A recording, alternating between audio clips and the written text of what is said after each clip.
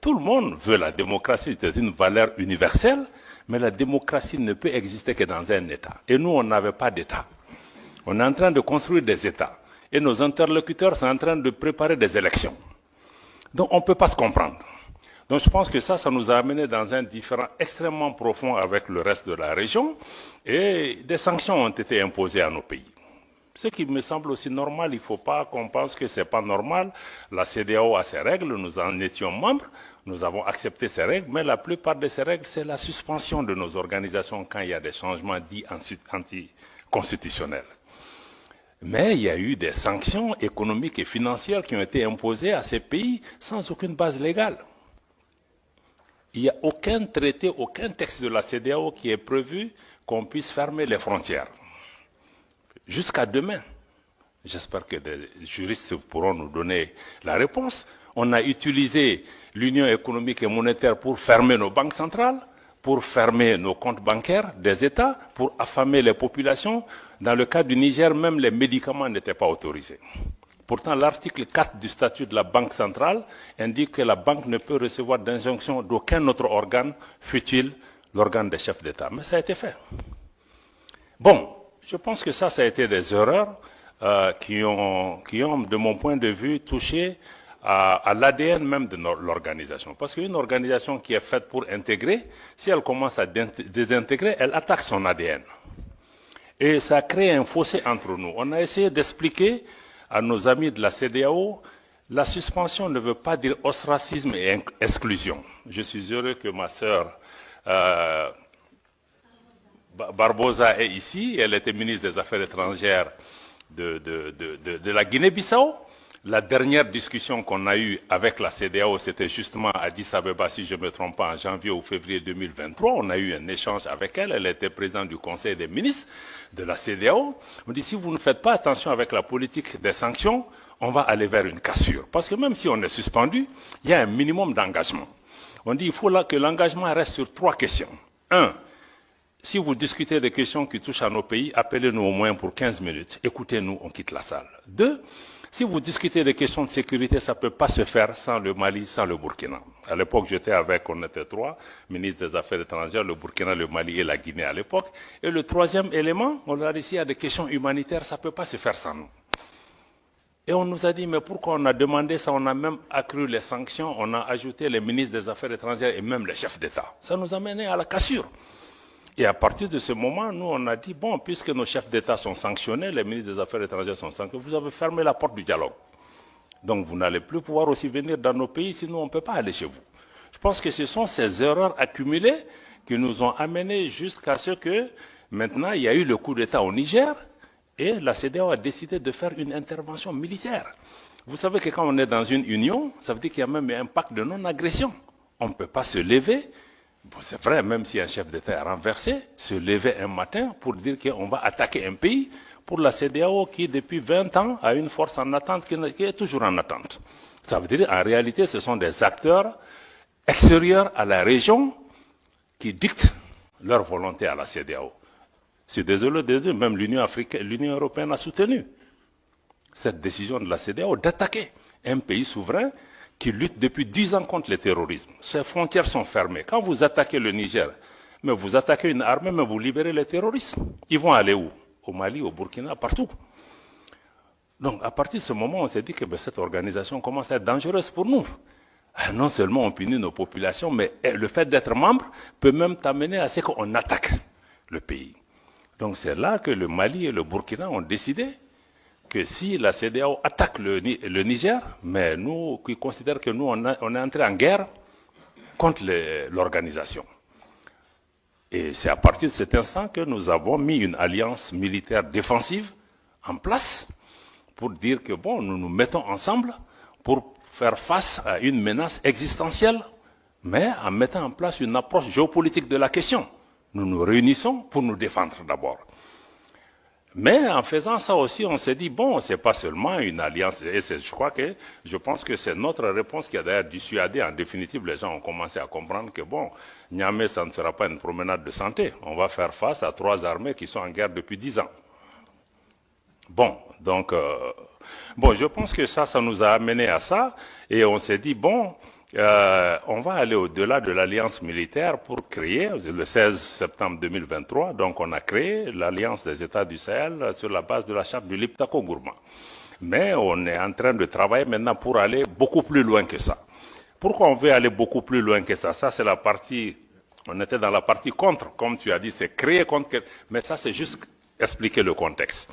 Mais en réalité, la partie pour, c'est que la région qu'on appelle le Liptako Gourma, qui réunit les 3 États, que certains ont appelé la zone des 3 frontières, abusivement, mais cette zone est une zone géoculturelle et géographique qui existait depuis des décennies. D'ailleurs, il y a une organisation, l'autorité du Liptako Gourma. Ces 3 pays partagent les mêmes réalités climatiques, géographiques, culturelles et même sécuritaires.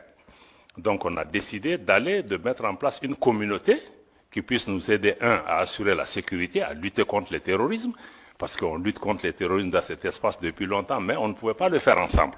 Maintenant, on va le faire ensemble. Et contre tous les autres facteurs d'insécurité, le deuxième pilier, c'est de travailler à mettre en place une intégration économique poussée, parce qu'il y avait déjà un espace économique et géoculturel qui était là pour pouvoir travailler, pour renforcer la libre circulation dans nos pays, avoir des projets intégrateurs dans le domaine de l'énergie, dans le domaine des transports, dans le domaine des infrastructures. Bon, parce que nos pays sont physiquement aussi liés par beaucoup de réalités qu'on peut... Et ces pays regorgent aussi des ressources minières, minéralogiques, de toutes sortes. Ne serait-ce que si on prend les ressources souterraines de cette région, c'est énorme. Personne ne voit le Sahel en tant que source d'approvisionnement de l'Afrique et du monde en ressources en eau. Parce qu'on voit que l'aspect désertique. Donc, je pense que ça, il y a l'aspect intégration économique sur lequel nos ministres des Finances et les ministres en charge du développement ont travaillé pour pouvoir vraiment nous rapprocher davantage. Et le troisième, c'est vraiment travailler ensemble pour que nos pays parlent d'une seule voix, avoir une action diplomatique coordonnée. Donc, si on dit donc cet espace économique-là sur lequel on est en train de travailler, je pense que c'est extrêmement important de regarder nos ministres en charge des affaires étrangères ont recommandé au chef d'État d'aller même vers une confédération. C'est-à-dire une confédération en prélude à une fédération des 3 États, qui se fera par étapes. Pourquoi nous proposons ça? Parce que nous, nos pays, je dois le répéter, la première réponse était peut-être contre quelque chose, mais quand on a commencé à exister, beaucoup ont dit, même la CEDEAO, les premières réactions, quand on a signé la charte du Liptako Gourma, c'est que ces pays veulent casser la région. Ils veulent diviser, ils veulent attaquer l'intégration africaine. Mais le Mali, le Burkina, quand vous regardez nos leaders historiques de Modibo Keïta au Thomas Sankara jusqu'à aujourd'hui, mais ces pays restent fondamentalement engagés pour l'intégration africaine. L'article 180 de la dernière constitution du Mali, adoptée l'année dernière, réitère l'attachement du Mali à abandonner tout ou partie de sa souveraineté pour réaliser l'intégration du Mali, de l'Afrique, avec tout État africain. Donc pour nous, notre engagement pour l'intégration et l'unité et l'idéal panafricain reste intact, mais nous trouvons que certaines de ces organisations, de notre point de vue, en tout cas, n'incarnent plus cet idéal. Et que il nous faut, à travers l'Alliance des États du Sahel, proposer une alternative. D'avoir une organisation, qui ne soit pas pilotée par l'extérieur, une organisation qui ne devienne pas un danger pour ses membres, pour ses populations.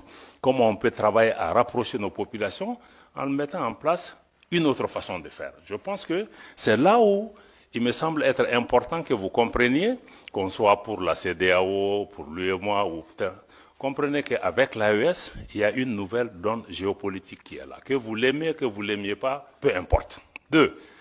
Pour nous, le sort de nos pays ne va pas se décider à Bruxelles, à Paris, à Washington ou à Londres. Ça se décidera à Bamako, à Ouagadougou, à Niamey, etc.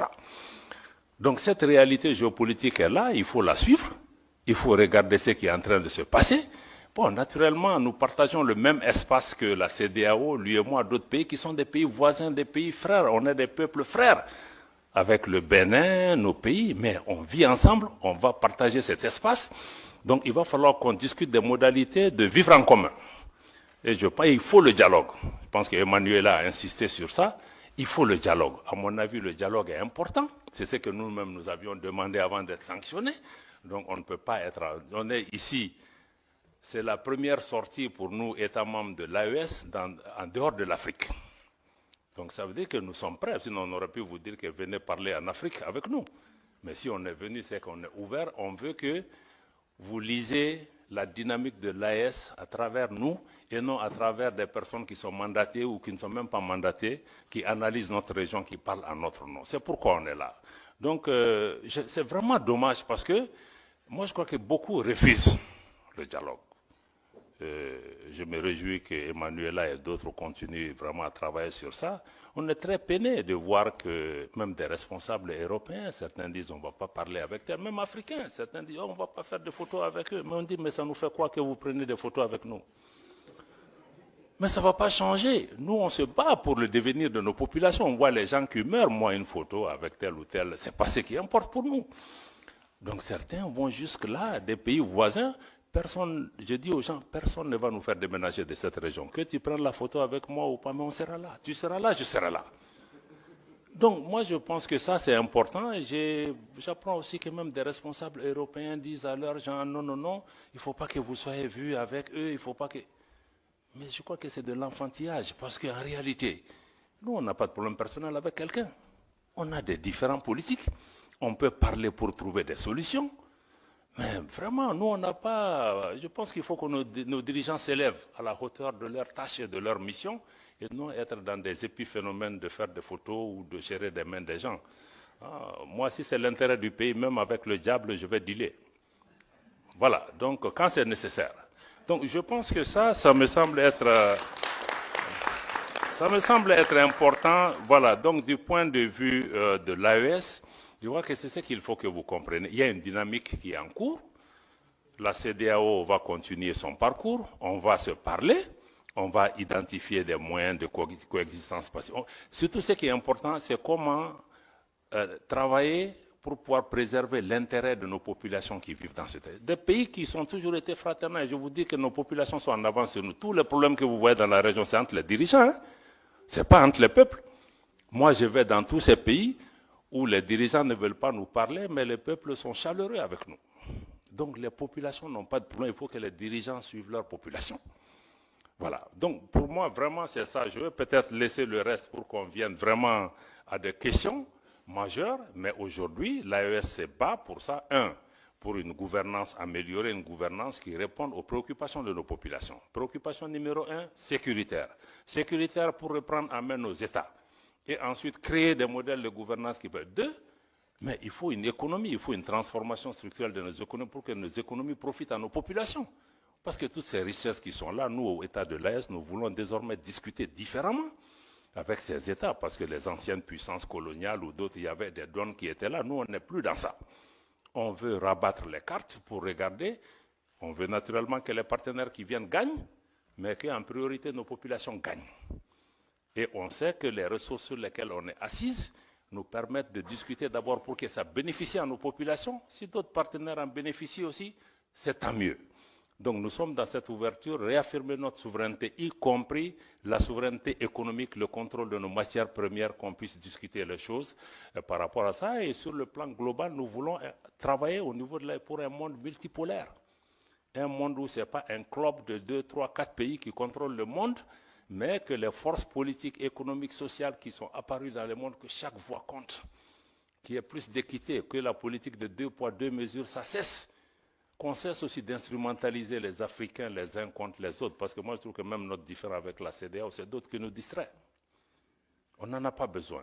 Donc je vais vraiment attendre les questions pour pouvoir vous revenir, pour dire qu'encore une fois, si l'AES a été créé dans un contexte pour réagir à quelque chose, aujourd'hui nous sommes dans une dynamique de construction d'une intégration régionale, d'une autre approche à cette intégration régionale, une intégration qui, de notre point de vue, doit être une véritable intégration des peuples et non une intégration d'État ou de chefs d'État. Voilà, c'est vraiment la dynamique que nous partageons avec le Burkina et le Niger. Et aujourd'hui, sur le plan de la sécurité, nous travaillons, il y a des résultats probants sur le terrain. Le Mali, aujourd'hui, après 10 ans de présence étrangère, a aujourd'hui le contrôle de l'ensemble de son territoire national. Et la reprise de Kidal, il y a quelques mois, est un exemple concret. Et il y a beaucoup de Kidal qui vont se passer aussi sur le terrain, dans notre espace. Nous souhaitons que vous soyez des observateurs objectifs avisés et que vous regardez comment vous engagez avec cet espace, mais avec ou sans vous, nous allons avancer. Il faut que les gens aussi comprennent ça. Si les Européens ne sont pas là, les Chinois seront là, les Russes seront là, les Australiens seront là. Donc aujourd'hui, là, on n'est marié à personne. Voilà. Je m'arrête là. Merci beaucoup.